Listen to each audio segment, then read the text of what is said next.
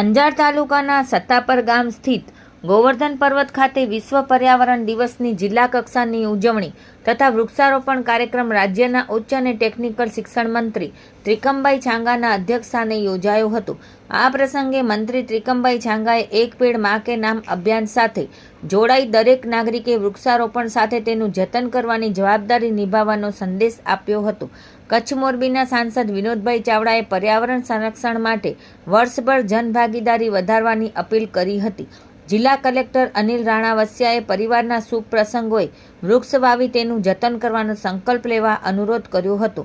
મુખ્ય વન સંરક્ષક ડોક્ટર ધીરજકુમાર મિત્તલે જિલ્લામાં હાથ ધરાતી વૃક્ષારોપણ અને સંવર્ધનની કામગીરી અંગે માહિતી આપી હતી। કાર્યક્રમ દરમિયાન મહાનુભાવોના હસ્તે વૃક્ષારોપણ કરવામાં આવ્યું હતું તેમજ પર્યાવરણ અને વન ક્ષેત્રે વિશિષ્ટ કામગીરી કરનાર સંસ્થાઓ અને ખેડૂતોનું સન્માન કરવામાં આવ્યું હતું।